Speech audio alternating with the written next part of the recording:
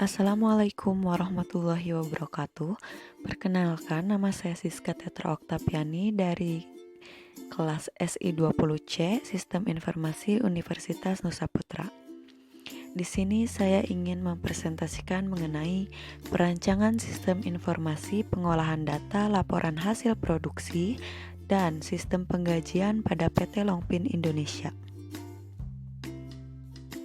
Berikut hal-hal yang akan kita bahas. Yang pertama, hasil analisa prosedur yang berjalan. Kedua, usulan prosedur sistem. Ketiga, diagram konteks. Keempat, overview diagram. Dan kelima, diagram level 1. Langsung saja ke bahasan yang pertama. Berikut ada diagram yang merupakan hasil dari analisa prosedur yang berjalan pada PT Longpin Indonesia. Dapat kita simpulkan dari diagram tersebut, laporan pengolahan data produksi pada PT Longpin Indonesia yaitu terdiri dari satu sistem yang mencakup kegiatan pengolahan data laporan hasil produksi pada PT Longpin Indonesia, dan terdapat 4 aktor dalam kegiatan yang berjalan, yaitu operator, quality check, admin, dan leader produksi. Serta 6 use case dalam kegiatan yang digunakan aktor, yaitu produksi barang sesuai target produksi, pengecekan hasil produksi, membuat dan menyerahkan laporan produksi, menginput laporan produksi, dan memberikan rekapan laporan hasil produksi, serta menerima rekap hasil produksi. Beralih ke bahasan yang kedua, yaitu diagram usulan prosedur sistem.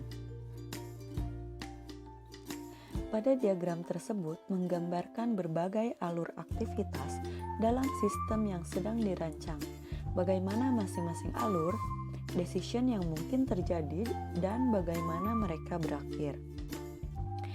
Pada diagram tersebut terdapat 3 initial node sebagai awal objek, serta terdapat 16 action state dari sistem yang mencerminkan eksekusi dari semua aksi, serta terdapat satu final node, yaitu di mana objek yang diakhiri.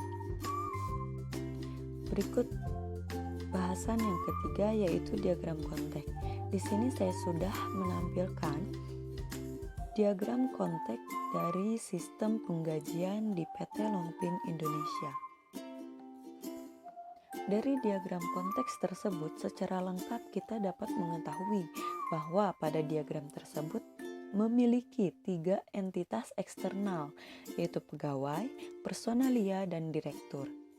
Yang dimana pada entitas eksternal pegawai memiliki 2 aliran data, yaitu satu input ke proses data karyawan dan satu output dari proses slip gaji.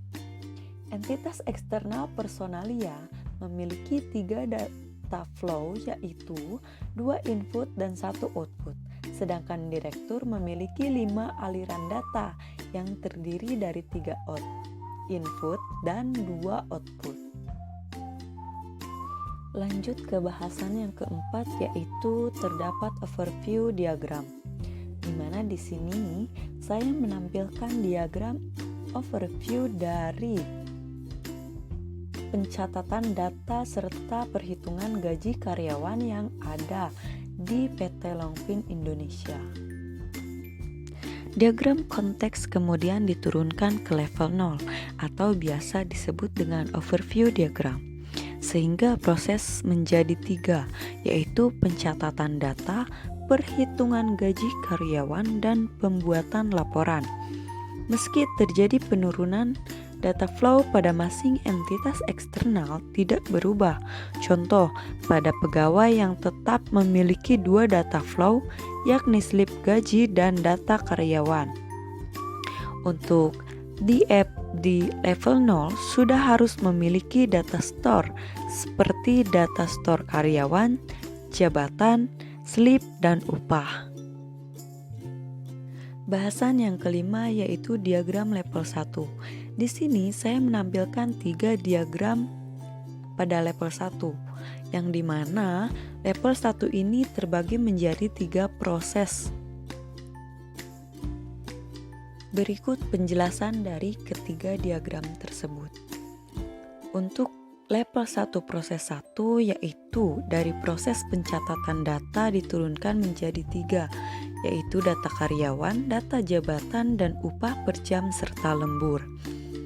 Level 1 proses 2 yaitu dari proses perhitungan gaji karyawan menjadi hitung gaji dan slip gaji.